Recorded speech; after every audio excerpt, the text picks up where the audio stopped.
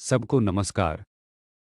पिछले लेक्चर में हमने मेटिंग के वे मूल प्रारंभिक तरीके सीखे हैं जो सॉलिड वर्क्स में उपलब्ध हैं, जो आमतौर पर प्रोडक्ट डिजाइन में हिस्सों को जोड़ने में इस्तेमाल होते हैं। तो हमने सीखा है, हमने मूल विधियों को सीखा है। अब हम एक पूर्ण उत्पाद अर्थात एकल सिलेंडर इंजन के डिजाइन करने में उन विधियों का उपयोग करेंगे। तो हम नए से शुरू करेंगे। इसी तरीके से एक नया सॉलिड वर्क्स दस्तावेज खोलेंगे अर्थात असेंबली पर काम करेंगे। ठीक है को क्लिक करें।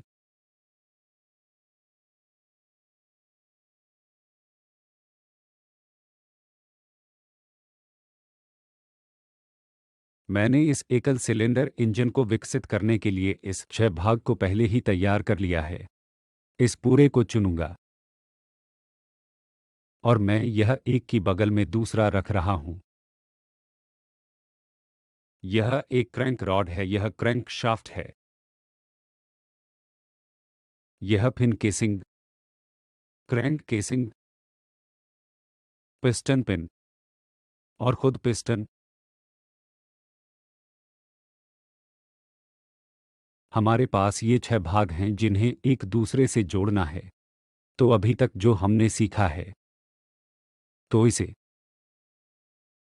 लगाने के लिए हम यह जानकारी इस्तेमाल करेंगे। तो इस क्रैंक केसिंग को उठाते हैं और संदर्भ के लिए इसे लगाते हैं।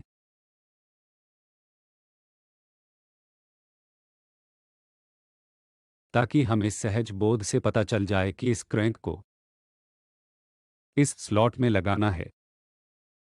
आप अनुमान लगा सकते हैं इसे इसमें लगाने के लिए कौन सी मेटिंग विधि लगानी चाहिए। सही जवाब है संकेंद्रित संबंध। यह भाग, यह सिलिंड्रिकल सतह केसिंग सिलेंडर के साथ संकेंद्रित होनी चाहिए और इसके साथ मिलेगी। ठीक है को क्लिक करें। बढ़िया।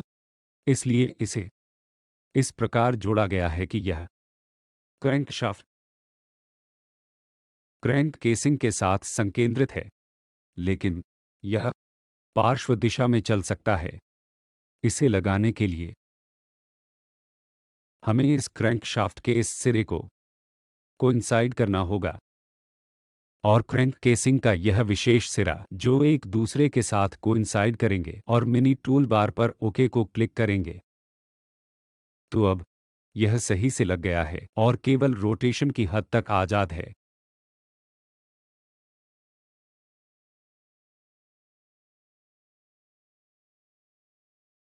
अब हम इस फिन को इस क्रैंक केसिंग पर एकल सिलेंडर इंजन के आवरण के तौर पर लगा सकते हैं। इसके लिए मैं इस विशेष सिरे को चुन रहा हूं और यह सिरा इस साथ मिलेगा। आप ठीक है को क्लिक करो। तो अब हम देख सकते हैं यह इस सिरे के साथ मिल गया, संरेखित हो गया है। तो अब हम इस पिन को रोटेट करके इस क्रैंक केसिंग के ऊपर रखना चाहते हैं। इसके लिए मैं यह सिरा चुन रहा हूं और क्रैंक केसिंग का यह सिरा मैं इसे चुनूंगा। ठीक है।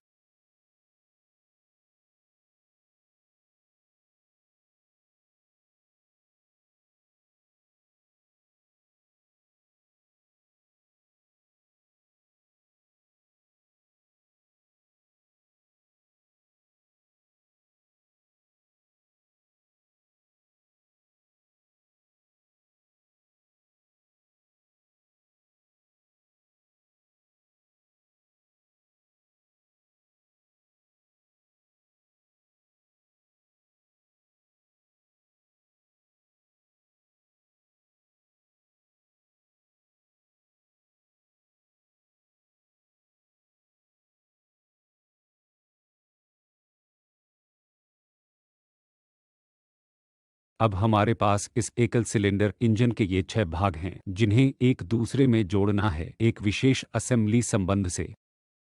सबसे पहले यह क्रैंक केसिंग लेंगे।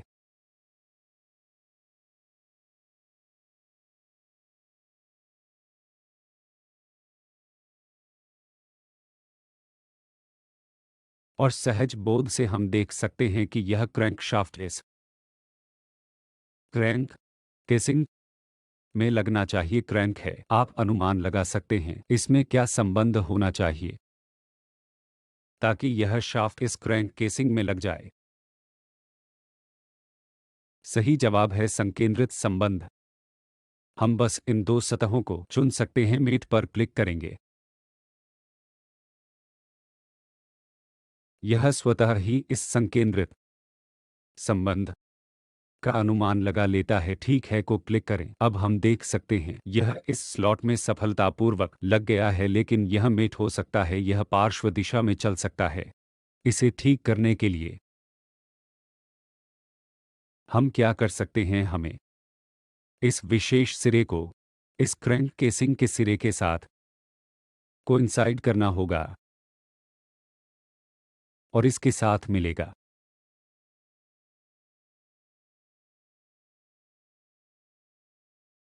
और इसे लॉक करेगा।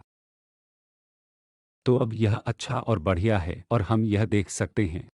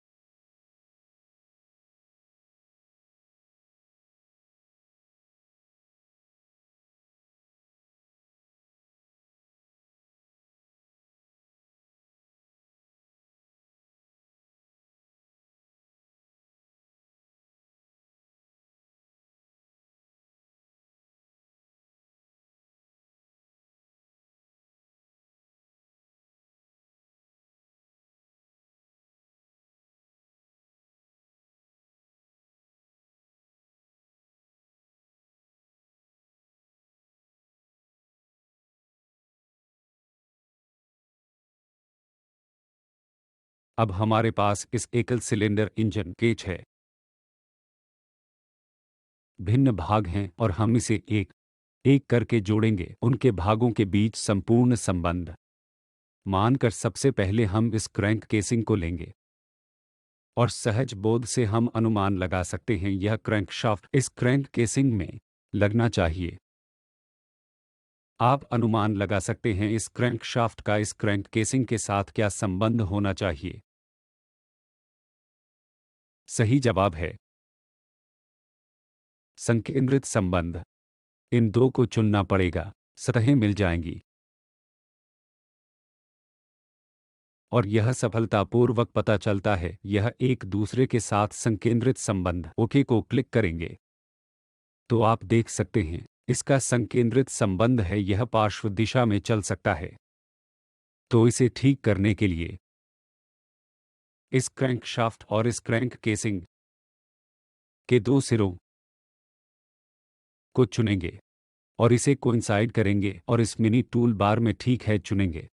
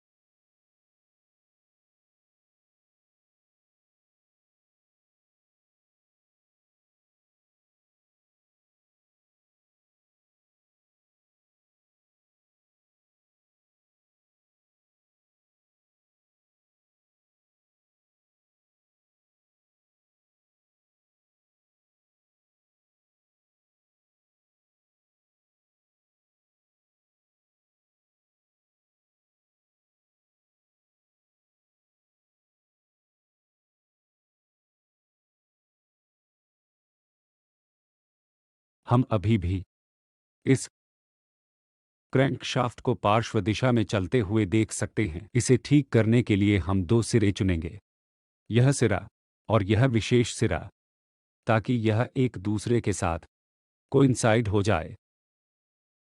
तो अब हम देख सकते हैं यह अच्छा और बढ़िया है, सिर्फ 1 डिग्री की आज़ादी पर रोटेट कर रहा है और यह पार्श्व दिशा में नहीं चल सकता। अब हम इस क्रैंक इस फिन केसिंग को इस क्रैंकशाफ्ट पर लगाते हैं। माफ करना, क्रैंक केसिंग। इसके लिए चुनेंगे यह विशेष सिरा और क्रैंक केसिंग का यह सिरा कोइंसाइड होने के लिए इससे मिलेगा। ठीक है को क्लिक करें। यह सफलतापूर्वक मिल गया।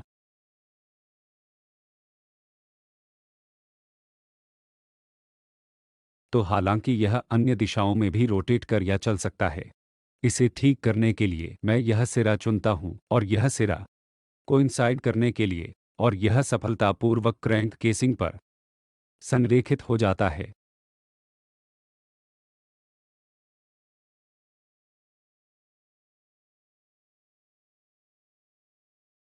अब 3 भाग बचते हैं, क्रैंक रॉड और यह पिन और एक्सेल, माफ करना, पिस्टन।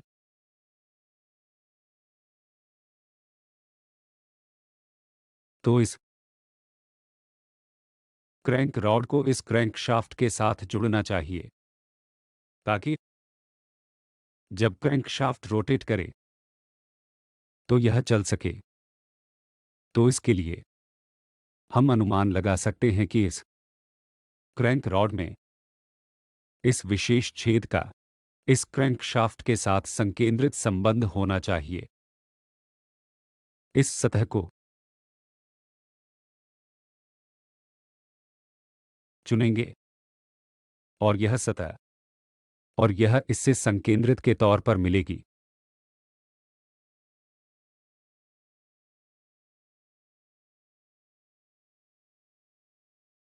आप यहां देख सकते हैं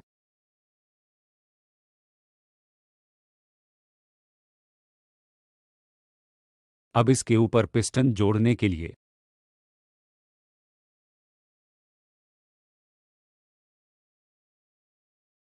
इसके लिए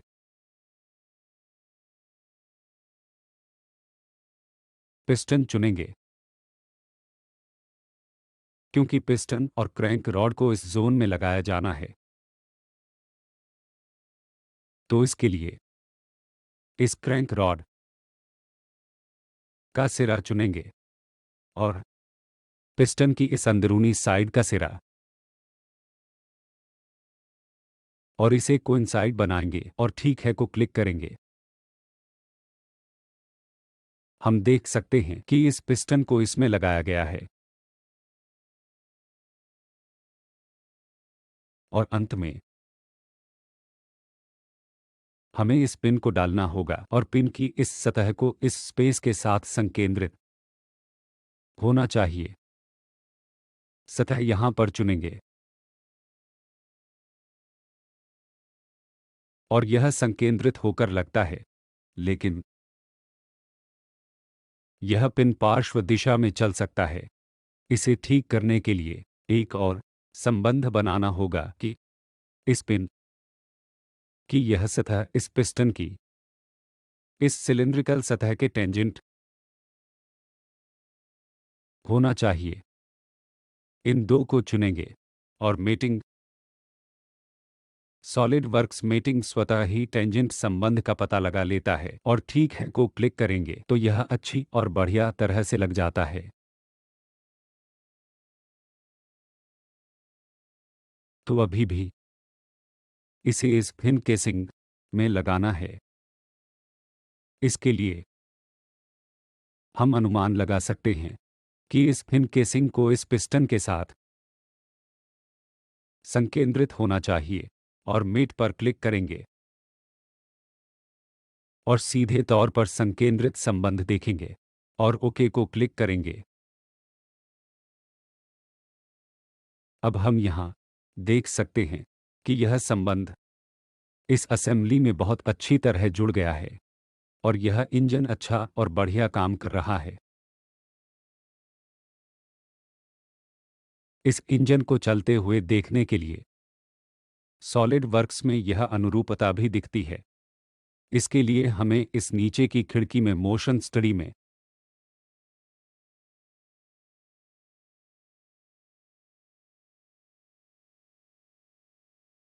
मोशन स्टडी पर जाना पड़ेगा।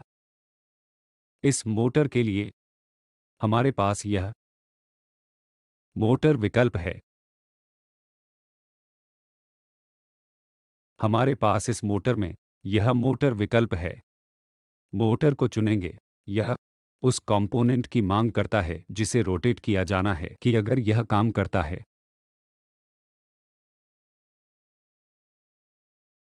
सॉलिड वर्क्स में यह मोटर विकल्प यहाँ दिखता है। मोटर विकल्प में यह उस कंपोनेंट की मांग करता है जिसे तब रोटेट किया जाना है जब उस पर कोई मोटर काम करे। तो हम चाहते हैं इस क्रैंकशाफ्ट को मोटर रोटेट करे। इसे चुनेंगे। हम इस मोटर के लिए यह आरपीएम चुन सकते हैं जो लागू की जानी है। चलो इसे 50 कर देते हैं।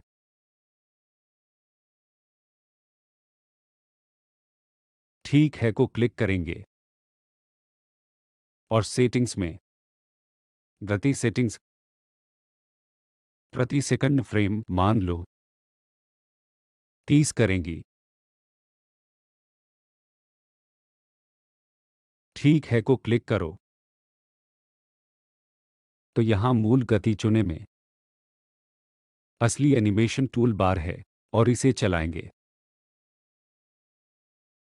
आप देख इस एनिमेशन को अच्छा और बढ़िया चलता हुआ देख सकते हैं। आप इस की अवधि भी बढ़ा सकते हैं। वर्तमान में यह केवल 5 सेकंड है।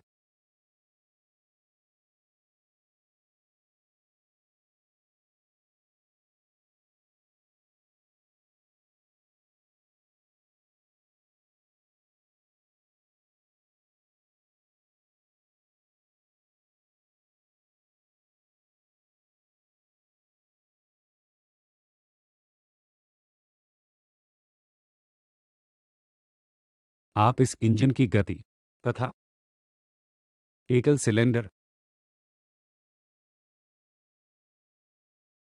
की गति देख सकते हैं। माफ करना। अब आप इस क्रैंकशाफ्ट के संबंध में इस पिस्टन और क्रैंकशाफ्ट क्रैंक केस और फिन की गति देख सकते हैं जैसे एक एकल सिलेंडर इंजन में होती है। इस तरह की एनिमेशन को सहेजने के लिए अच्छा और बढ़िया काम कर रहा है। एनिमेशन को सहेजें के साथ जाएंगे। इससे हम इस एनिमेशन को सहेज सकते हैं जिसे हमने अभी एक मीडिया के स्वरूप में देखा। तो इसे चुनेंगे। इसका नाम इंजन रखेंगे और सेव करेंगे। यह इस संपीड़ित क्वालिटी की मांग करता है। ठीक हो जाएगा।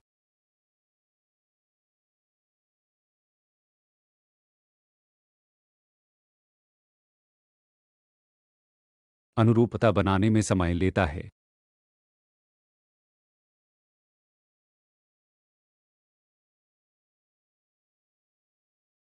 अब हम यहां विकसित हुई यहां बनाई गई फाइल देख सकते हैं।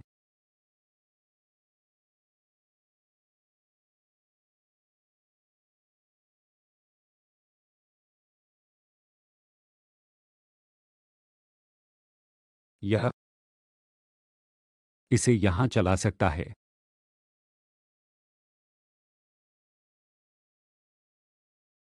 यह एकल सिलेंडर इंजन के लिए बनाई गई एनिमेशन है। तो यह थी सॉलिड वर्क्स विशेषताओं में मोशन स्टडी।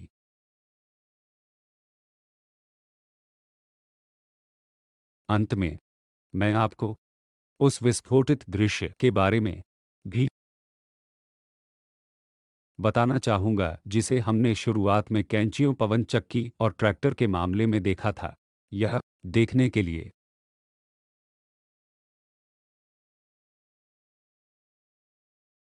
कि हमारे पास विकल्प विस्फोटित दृश्य है। इस विस्फोटित दृश्य पर देखेंगे। इस विस्फोटित दृश्य में एक फलक है और ये सेटिंग्स हैं उस विस्फोटित दृश्य के लिए। इसके लिए हमें किसी भी एक भाग को चुनना होगा। यह हमें 3 अक्ष देता है, जिससे हमें इस भाग को 3 दिशाओं में ले जा सकते हैं। तो इस ज़ेड दिशा को चुनते हैं। इस केसिंग को इस पीछे की दिशा में चलाएंगे। अब इस पिन को बाहर निकालेंगे एक्स दिशा में और इस पिस्टन को शीर्ष पर ले जाएंगे। हम पिस्टन में 2 तरफा मोशन भी चला सकते हैं। अतिरिक्त मोशन, मान लो जेड वाई और जेड, इसमें से इस क्रैंक रॉड और इस क्रैंक शाफ्ट को बाहर निकाल लेंगे एक्स पॉजिटिव एक्स दिशा में और इस क्रैंक केसिंग को नेगेटिव वाई में। तो यह इस एकल सिलेंडर असेंबली के लिए विस्फोटित दृश्य को पूरा करता है। और एक बार हम ठीक है को क्लिक कर देते हैं, विस्फोटित दृश्य पूरा हो जाता है। इस विस्फोटित दृश्य को एनिमेट करने के लिए हमें इस असेंबली पर जाना होगा। हम असेंबली पर क्लिक करेंगे और एनिमेट विध्वंस का चयन करेंगे। यह इस तरह ध्वस्त हो जाएगा जैसा हमने इसे विस्फोटित किया है। तो यह रही एनिमेशन के लिए टूल बार। हम इसकी स्पीड बढ़ा सकते हैं या इसे धीमा चला सकते हैं। इसी प्रकार यदि एक बार यह ध्वस्त हो जाता है तो हम इसे विस्फोटित की तरह भी एनिमेट कर सकते हैं। Animate explode.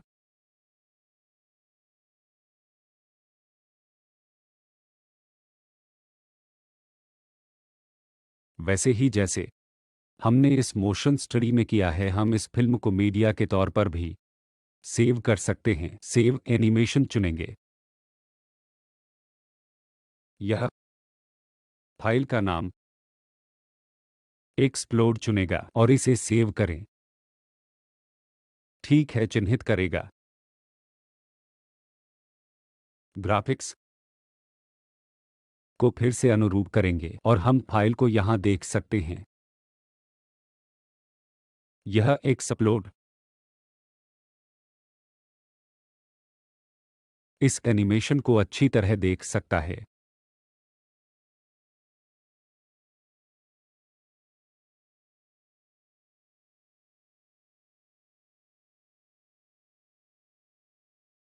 अंत में हमने मूल प्रकार की मेटिंग के बारे में सीखा है, जिनकी प्रोडक्ट डिजाइन के लिए विभिन्न भागों की असेंबली के लिए जरूरत होती है। तो एक आखिरी चीज जो हमें जानने की जरूरत है वह है इस असेंबली को सहेजना। तो इस फाइल पर जाएंगे और इसका सहेजना हमसे यह मांगता है। यह हमसे फाइल का कोई नाम मांगेगा। इसे F1 के तौर पर चिह्नित करेंगे और यह .asm के तौर पर सहेज लेता है। यह .asm फाइल इस असेंबली की अस्वस्था है। हम इसकी फिर से जांच कर सकते हैं। इसे बंद करेंगे। मैं उस asm फाइल को खोलूंगा जिसे हमने अभी सहेजा था। यह F1 ओके को क्लिक करें।